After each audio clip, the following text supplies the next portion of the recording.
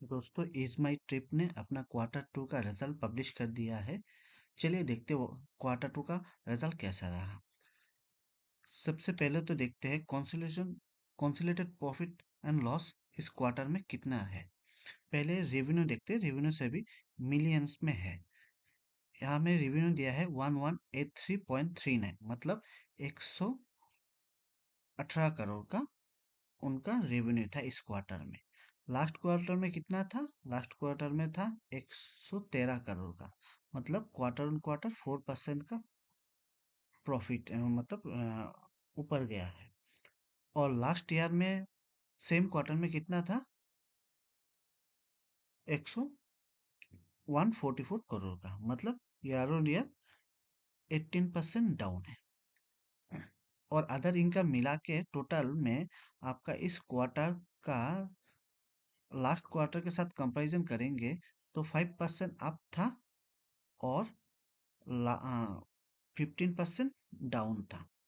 तो मतलब quarter quarter तो इंक्रीज हुआ है, मगर क्वार्टर क्वार्टर इंक्रीज हुआ है मगर ईयर ऑन ईयर डाउन है।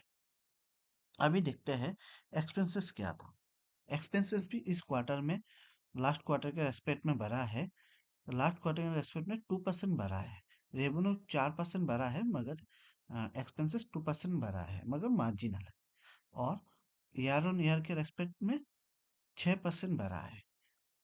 रेवेन्यू 15% कम हुआ है, मगर एक्सपेंसेस 6% नहीं 7% बढ़ा है।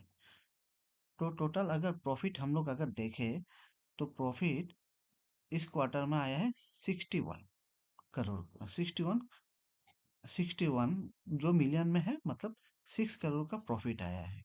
मगर इसमें वन टाइम एक्सेप्शनल आइटम भी ये हुआ है, प्रोविजन हुआ है, जिसके वजह से वन टाइम एक्सेप्शनल आइटम भी प्रोविजन हुआ है 509, मतलब 50 करोड़ का, जिसके वजह से इस क्वार्टर में जो प्रॉफिट आया है वो नेगेटिव में है। ब्रैकेट में मतलब नेगेटिव में है, नेगेटिव 45 करोड़ का, नेगेटिव 45 करोड़ का आया है। तो मतलब इस क्वार्टर में लास्ट क्वार्टर में रेस्पेक्ट में हम लोग अगर देखें तो लास्ट क्वार्टर में पॉजिटिव था 1 करोड़ का, और इस क्वार्टर में नेगेटिव है, मतलब पॉजिटिव टू नेगेटिव आया है। और अगर नेट अगर प्रॉफिट हम लोग देखते हैं, मतलब आफ्टर टैक्स, वो भी नेगेटिव, पॉजिटिव टू नेगेटिव आया है, मतलब इस क्वार्टर का बहुत ही बुरा हाल है। ईपीएस भी अगर हम लोग देखते हैं तो ईपीएस भी इस क्वार्टर में माइनस आया था। तो लास्ट क्वार्टर के रेस्पेक्ट में अगर हम लोग देखें तो ईपीएस भी क्वार्टर और क्वार्टर डाउन है, ईयर ऑन ईयर भी डाउन है। और अभी मार्जिन भी देखते हैं, रेवेन्यू का मार्जिन कैसा था। रेवेन्यू का मार्जिन भी इस क्वार्टर में -38% है, 38% है। अभी देखते हैं ये जो एक्सपेंसेस हुआ है या कॉस्ट स्ट्रक्चर जो हुआ है वो कहाँ कहाँ में है। सबसे ज़्यादा अगर हम लोग देखते हैं तो देखिए, सर्विस कॉस्ट मतलब सेल्स जो हुआ है वो इस क्वार्टर में डाउन है, मगर ईयर ऑन ईयर अप है। ये एक्सपेंसेस का मैं बोल रहा हूँ।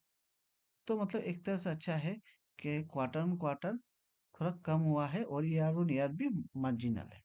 और एम्प्लॉय का अगर मैं कॉस्ट देखूं तो एम्प्लॉय का कॉस्ट क्वार्टर वो क्वार्टर थोड़ा सा कम हुआ है, मगर ईयर ऑन ईयर अगर देखें तो 50% से 50, करीब करीब 50% बढ़ा है। मतलब एम्प्लॉय का सैलरी में ज़्यादा जा रहा है। और किस में ज़्यादा एक्सपेंसेस देखते हैं, एडवर्टाइजमेंट और सेल्स प्रमोशन में। कंपनी जो एडवर्टाइजमेंट करते हैं या प्रमोशन करते हैं, कभी कभी कूपन दे दिया, ऐड दे दिया किसी चैनल पे, ऑनलाइन पे यूट्यूब में भी हम लोग इज माई ट्रिप का ऐड देखते हैं, उसमें इस एक्सपेंसेस भी क्वार्टर क्वार्टर बढ़ा है, मगर ईयर ऑन ईयर कम हुआ है। मत तो एक तरह से अच्छा है कि ईयर ऑन ईयर तो कम हुआ है, मगर क्वार्टर ऑन क्वार्टर भी बढ़ा है। पेमेंट गेटवे चार्जेस है, पेमेंट गेटवे चार्जेस तो में क्वार्टर ऑन क्वार्टर भी बढ़ा है और ईयर ऑन ईयर मार्जिनल कम हुआ है। तो ओवरऑल ये मैं बोल सकता हूँ पेमेंट गेटवे चार्जेस जो है वो स्टेबल है। तो अभी स्टेबल है। अभी देखते हैं सेगमेंट वाइज इसका किसका कितना ज़्यादा परफॉर्मेंस था। तो इज माई ट्रिप का जो हर एक सेगमेंट का है इसमें है यार, पैसेंजर का जो सेगमेंट है उसमें क्वार्टर ऑन क्वार्टर भी रेवेन्यू बढ़ा है, ठीक है। ईयर वन ईयर रेवेन्यू कम हुआ है, क्वार्टर क्वार्टर 26% बढ़ा है, ईयर वन -22% हुआ है। और होटल पैकेज में क्वार्टर ऑन क्वार्टर -2% था और ईयर ऑन ईयर भी 2% था। मतलब एक साल से होटल पैकेज का कुछ भी नहीं बढ़ रहा है, ना कम हो रहा है ना ज़्यादा हो रहा है, एक स्टेबल हो गया है। और अदर जो सर्विसेज है उसमें भी क्वार्टर क्वार्टर भी डाउन है, ईयर ऑन ईयर भी डाउन है।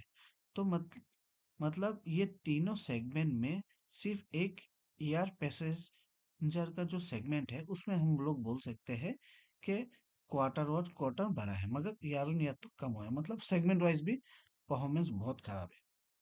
मेरे लिए तो ये रिजल्ट बहुत ही खराब है।